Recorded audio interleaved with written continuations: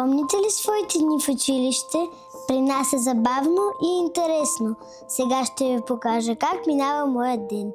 Първо имаме български език. Учим нови букви, четем приказки и дори пишем собствени истории.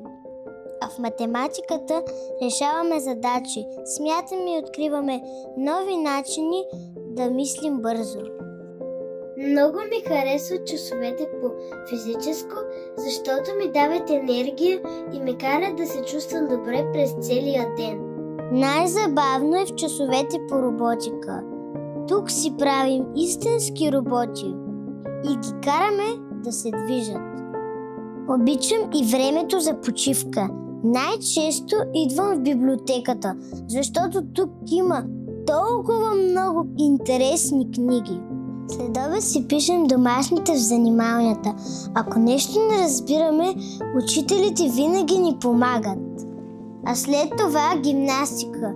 Тренираме, забавляваме се и ставаме все по-гъвкави. Всеки ден в нашето училище е различен и интересен. Тук уча, играя и откривам нови неща. Харесва ли ви моето училище?